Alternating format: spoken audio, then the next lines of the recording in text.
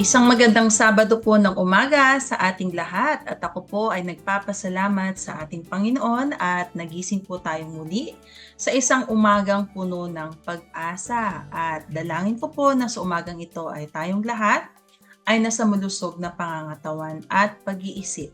Welcome po muli sa 11:43 DZMR para po sa ating programang Usapang Pangkalusugan. Ako po muli si Dr. Jennifer Gatiwan C., your program host at kasama po ng Philippine Pediatric Society Northeastern Luzon Chapter. Samahan niyo po ako sa loob ng kalahating oras at pag-usapan po natin ang napapanahong usapin. August is National Lung Awareness Month. As we all know po, no, ang ating lungs o baga ay lagi po natin ginagamit, no? Hindi natin madalas naiisip pero kahit ganun pa man, ay ginagamit natin to. So we usually take it for granted. Sa ating pagtulog, sa ating paggising sa umaga, kung tayo ay late na sa trabaho, pag-akyat, pagbaba ng hagdan, importante po ang ating mga baga. At ito po ang isa sa mga major body organs na pag nawala ay buhay po talaga natin ang katapat. So basically po, meron pong 4 major functions ang ating baga. So syempre number 1 is alam na natin yung paghinga, ika nga, inhale and exhale. At meron pa pong 3. Pangalawa is related pa rin po sa paghinga, tinatawag nating external respiration. Ito po yung pagpalitan ng oxygen na nanggagaling sa ating paligid papasok sa baga at ang pag-exhale natin ng carbon dioxide sa ating paligid. So meron yan external and internal. When you say internal, nung galing na po sa baga, yung pumasok po na oxygen, kakailanganin po ng bawat selula ng ating katawan. So papasok po yung oxygen sa bawat cells ng ating ng katawan at ang nagdadala po doon ay ang ating red blood cells o yung dugo. Dahil sila po yung oxygen carrier sa ating katawan. So yun po yung external and internal respiration. And of course, hindi nyo po ako maririnig kung wala po ang aking baga dahil ang ating baga din po ay nakakatulong po sa pananalita, no? When it comes for speaking. Okay? So, ang ating vocal cords na kasama po sa technically respiratory tract ay kailangan din po neto ang magandang kalusugan ng ating baga. So, it's very obvious, ang ating baga po ay isa sa pinaka-importanting organ sa ating katawan. At kung wala ay meron pong kanta na take my breath away, no? So, it can be literally taken away. So, kung importante po yun, alam nyo po ba na sa ating bansa, no? Dito sa bansang Pilipinas, ang sakit daw po sa baga ay, no? Isa sa top 10, kumbaga ito po yung number 4 highest cause of death sa ating bansa. At around 25,000 Filipinos daw po ang namamatay sa mga lung-related diseases o mga sakit na may kinalaman po sa sakit sa baga. So napakataas po, lalo na siguro nung pandemic. At itong buwan po ng August is National Lung Month and since 1978, nagkakaroon po tayo ng tinatawag na public awareness tuwing buwan ng August, lalo na po sa mga sakit sa baga tulad po ng tuberculosis at pulmonya dahil ito po yung isa sa number 1 po na kumikitil sa buhay ng ating mga kababayan, lalo na po yung mga tinatawag nating nasa lower socio-economic groups, yung pong mga kapuspalad na kababayan po natin. So lung disease and lung-related illnesses ay marami po yan, hindi lang po pulmonya, hindi lang po tuberculosis, kasama na rin po dito yung asthma o yung hika, okay? Or emphysema, okay? And even lung cancer. So marami po doon ay tinatawag na pwedeng maiwasan or preventable sa mga simpleng pamamaraan lang. At syempre, ang pinaka-importante sa mga sakit na nakukuha sa sakit ng baga ay yung pagtigil ng paninigarilyo. Okay? Alam niyo po ba sa ating bansa, 30% of Filipino people are smoking. It's either first-hand or second-hand or third-hand smoker tayo. When you say first-hand, ikaw mismo yung naninigarilyo. Second-hand and third-hand, you are being exposed to a person who smokes. So technically, categorized na rin po yun. So napakataas po, no? 30%. So kung we are around the 110, o sabihin natin roughly 100 million, 30 million, no? Of Filipino people are smoking. And there are other things that you can do to prevent lung-related illnesses. May mga kaparaanan pa, no, na aside from tumigil sa paninigarilyo, edi huwag na tayong umayag sa mga kamag-anak natin na naninigarilyo para hindi na tayo makategorize into someone who is a second-hand smoker or passive smoker. Or better yet, kung tayo ay lumabas, still, no, kahit na po bumaba na ang cases of COVID pandemic, ay let's wear protective mask. At ngayon pong pasukan nga po, no, sa classroom setup, okay, so iwasan din po natin na pumunta sa mga crowded areas. Lalo na ngayong nag-umpisa na po yung rainy season at tumataas na po yung kaso ng mga tinatawag nating flu-like illnesses. Ayan. Meron naman pong mga tao na talagang sila po ay predisposed sa sakit sa baga. And po yung mga lung cancer. If it runs in your family, so yan po ang at high risk tayo. Tapos you are living in a condition na mataas po yung cases of air pollution. So madodoble po. So it's time to take charge of our lung health during this National Lung Month. So ang tema po natin for this year is baga at kalikasan, ating alagaan, ituloy lang ang laban. So this year's National Lung Month theme. So when we say baga at kalikasan, so when kalikasan kasi it's related yan with our surroundings sa bagang ating hangin na ating nalalanghap. Alam niyo po ba nung taong 2020 sa Southeast Asia, ang Pilipinas daw is number 6 when it comes to the most polluted air. Ayan. Nangunguna po ang Myanmar, pumapangalawa ang Vietnam, pangatlong Cambodia, pang-apat ang Laos, pang-lima ang Thailand, at pang-anim daw po tayo. In 2018, the Philippines had 45.3 air pollution-related deaths for every 100,000 people. Ito daw po ay third highest in the world according to WHO. Ang number one is, I think, China. O yan. So, yan daw po, no? So, ang cleanest air in Asia is Singapore. Ayan. And, no, China daw is 14th most polluted air worldwide. Yun. So, hindi pala China number one. But, sa WHO, sa buong mundo, we are third highest in the world when it comes to air pollution-related death. At dito sa ating bansang Pilipinas, ang number one most polluted city, ayan, ay ang Quezon City. Ayan. So, out of the 500 most polluted cities in the world, ito sa buong mundo, 8 daw ang nasa sa Pilipinas. Number 1, Quezon City. Number 2, Navotas. Number 3, Malabon. Number 4, Pasig.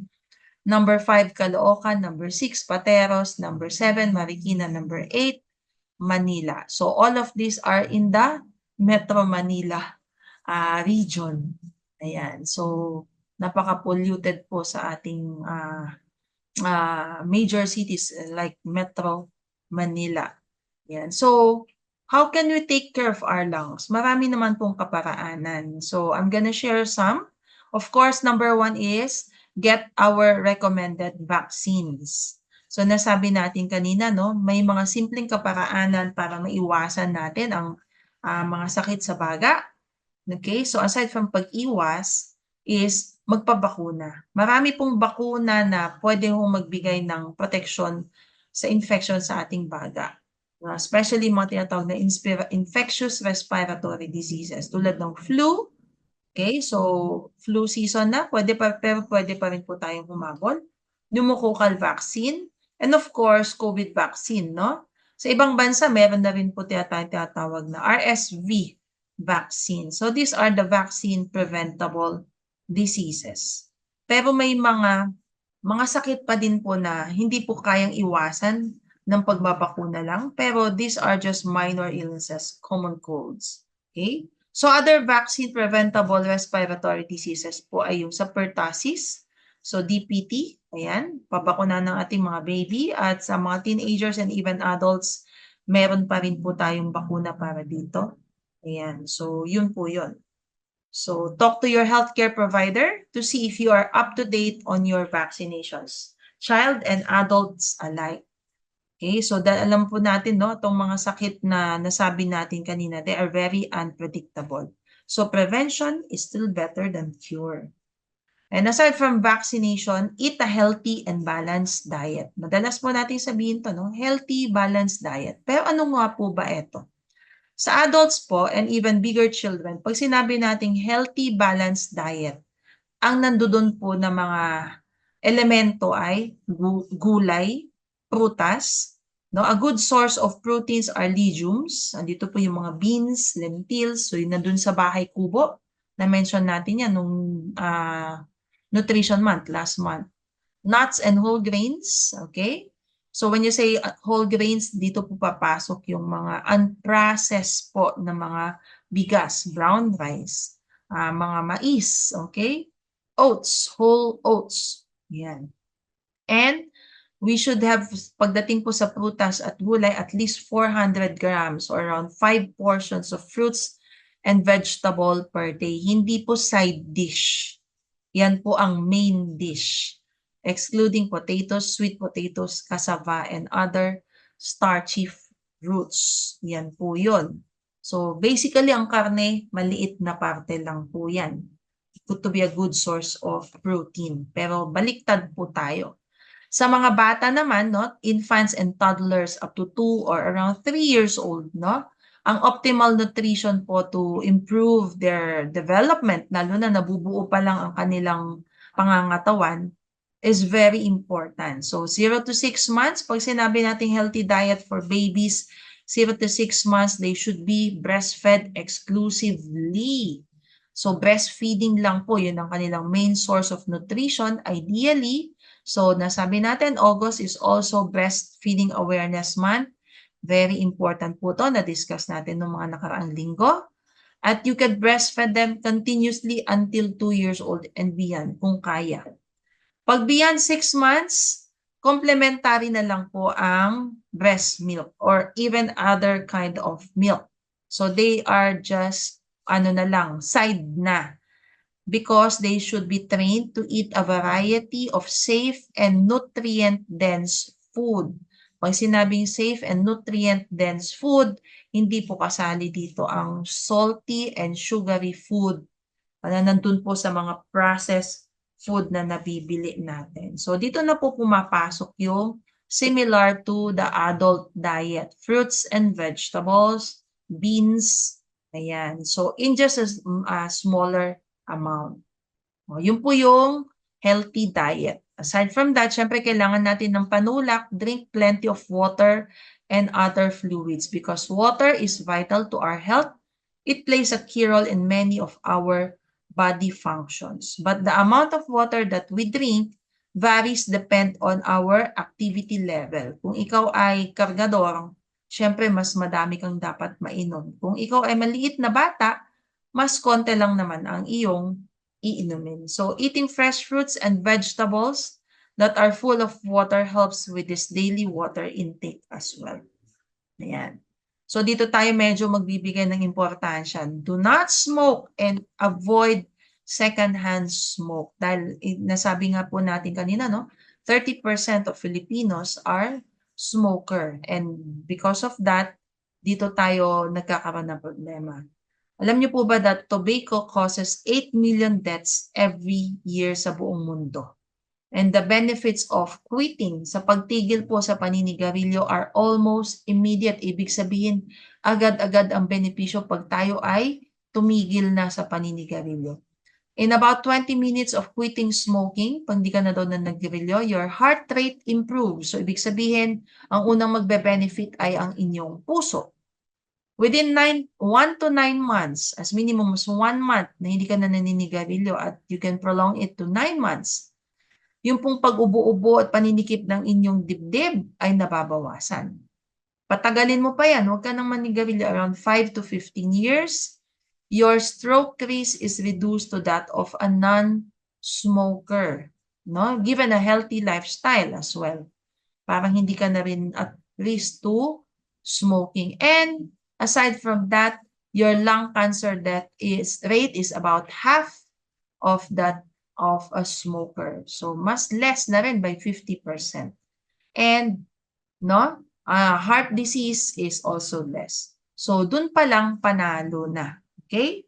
Pero kung hindi pa, I can give you a few more reasons. In fact, ito pong aking na-research po from the World Health Organization and even the UNICEF ay napakaraming dahilan kung bakit wag na po tayo manigarilyo. So, I'm just going to give you a few. Let's have a rundown. Alam niyo po ba that tobacco use is responsible daw for about 25% of all cancer death globally.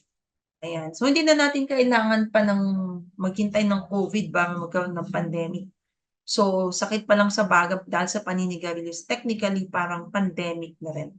Dahil hindi lang ikaw ang pwedeng tamaan, it threatens the health of your friends and family. So, damay-damay. And because of that, over 1 million people die every year from exposure to secondhand smoke. Non-smokers exposed to secondhand smoke are at risk of developing lung cancer. And cigarettes, including e-cigarettes, are the important cause of tinatawag nating mga accidental fires. Ayan, yung may mga sumasabog pa nga daw noon eh. Ayan.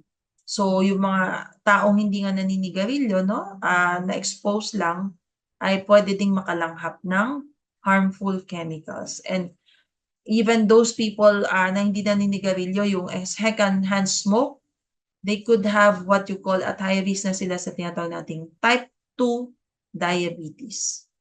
O kung ikaw ay mahilig magpaganda, gumagastos ka sa mga pampaderma, pero ikaw ay naninigarilyo, alam niyo po ba that tobacco affects your looks almost immediately?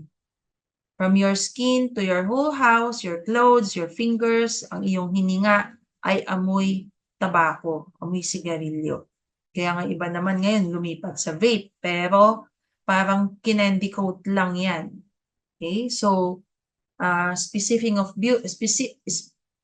beauty, smoking prematurely ages the skin by wearing away proteins that gives our skin elasticity. Pinapababa niya yung mga levels of vitamin A, nare-restrict o bumabagal ang blood flow, so walang magandang blood supply. And because of that, nagkakaroon ng mga wrinkles around the lips and the eyes. Ayan. So, nagda-dry. Ang ipin mo naninilaw, nagkakaroon ng mga dental plaques, no? So, because of that, maraming mga side effects. So, when immune system also, nagkakaroon daw ng psoriasis. Isa itong inflammatory condition sa balat. Okay, na parang may balakubak. Ayan. Sa mga bata naman, smoking or using e-cigarettes around children compromises their health and safety. Ayan. So kahit sila, bata pa man, na-expose na. Alam niyo po ba ngayon as young as 9, 10, 11 mga elementary kids, akala kasi nila hindi ganun kasama itong e-cigarettes dahil ang sales stock ng mga tao nagtitinda ay wala daw nicotine. So, naninigarilyo na rin sila. Tapos flavored, parang lollipop lang. Ang hindi nila alam, nakokompromiso na ang kanilang kalusugan. So, itigil na po natin, no? Huwag na nating ipakita sa mga bata. Ayan. Speaking of that, tobacco use has a negative social consequences. We are not being a good example to the next generation. Tinuturoan pa sila na magkaroon ng bisyo. Okay, so quitting means there are no restrictions on where you can go. Pag ikaw hindi naninigarilyo, mas hindi ka mabaho, mas socially confident ka. Okay, so you can be more productive. And financial reason, no, it is more expensive dahil one stick of cigarette right now is around 10 pesos. So, nagtapon ka na ng 50 pesos kung 5 stick. Okay, so iba naman lumilipat sa vape, but still the same, no? 200 to 300 pesos. Sabihin mo naghihirap kayo pero meron kang pambisyo, ibig sabihin hindi talaga naghihirap. Mali lang ang inyong priorities. Sa mga gustong magkaanak, smoking reduces fertility. So, itigil na po natin. And all forms of tobacco are deadly. Nasabi na natin kanina. Kasi ang dami na ngayon, hindi lang sigarilyo, meron pang nicotine na ang inunguya-nguya, meron pa sa ibang bansa yung shisha. So, lahat yan ay hindi maganda. So, yan po ang isa lang sa mga harmful effects of tobacco use. Kasama na po dito yung e-cigarettes. So, itigil na po natin, mas maganda, no? And kung you are specifically at risk for cancer, ayan, bababa nga naman talaga yung instances or chances mo of having cancer. For women, lalo na kung ikaw ay buntis, this could harm your baby. This can cause stillbirth. Ibig sabihin, si baby pwedeng mamatay sa iyo sa loob ng iyong sinapupunan, or premature birth or mga problems kay baby, hindi pa man siya lumalabas. So kung mahal mo ang baby mo, mahal mo ang sarili mo, mga misis, okay? Itigil na po ang paninigarilyo. Ayan, para sa iyong kalusugan at para sa kalusugan din ng iyong anak. And as we all know, tobacco pollutes the environment. Kaya ang tema natin ay kalikasan at ating baga ay alagaan because tobacco smoke contribute measurably to air pollution. Ayan. So, itigil na po natin at makakatulong po tayo sa pagbawas ng polusyon sa ating kapaligiran.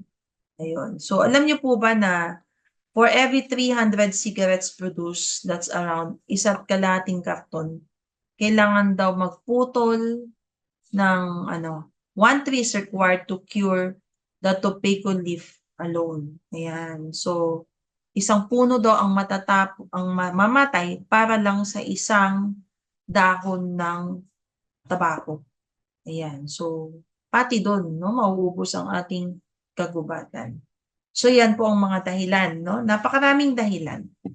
At yun lang po yung isa sa mga na-mention natin. So, let's move on again.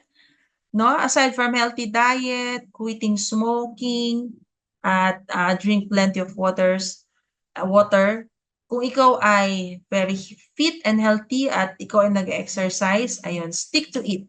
Because if you are physically active, your heart and lungs will work harder to supply the additional oxygen na kailangan daw ng ating katawan. So, just like any regular exercise, no, lumalakas ang ating baga at puso, kasama na yung mga muscles sa ating katawan. Therefore, our physical fitness improves and our body becomes more efficient at getting oxygen papunta sa ating bloodstream, papunta sa ating mga working organs. So, very important na mag-exercise. At ang guidelines po for all adults, 30 minutes of moderate physical activity, 5 days a week. So, andito po yung walking, brisk walking, recreational bicycling, gardening, house cleaning. Ayan. So, kaysa kumuha tayo ng katulong, tayo na lang maglinis ng bahay, no? So, nakatipid ka na, nakapag-exercise ka pa, at yung gusto mong mangyari sa bahay mo, dahil since ikaw ang gagawa, ay nagawa mo na. So, both aerobic activities and muscle strengthening activities can benefit our lungs. So, 30 minutes a day, 5 days a week. When it comes to air pollution, indoor and outdoor, nasabi natin kanina, air pollution is a global problem and require actions not just for individuals but all families, no, para mabawasan. This is one of the greatest threats to children's health, no? And 99% of people in the world live in places where the air now is considered unhealthy. Nasabi natin kanina, no? Ang Pilipinas, isa sa polluted, lalo na sa Metro Manila. So, if these children breathe toxic air, no, na nakakalason na hangin, syempre ang kanilang kalusugan din ay nakokompromiso. So, outdoor and indoor air pollution should be put under control. Ayan. So, aside sa itigil ng paninigarilyo, huwag po tayong nagsusunog ng mga basura. Dapat matuto po tayong maging masinop sa ating paligid para po sa kinabukasan ng mga kabataan. For these children to grow up healthy, they also need clean, safe air. Ayan. And have your regular medical check-up. Siyempre, hindi ka naman makakapagpabakuna kung hindi ka regularly nagpapa-check-up. So, ito yung tinatawag nating preventative healthcare. Hindi yung pupunta ka lang sa doktor kung kailan may nararamdaman ka na. No? So, preventive healthcare is essential in taking charge of our own well-being. So, have a regular, at least once a year or twice a year, every 6 months. Dental, medical, even your eye check, lahat yan.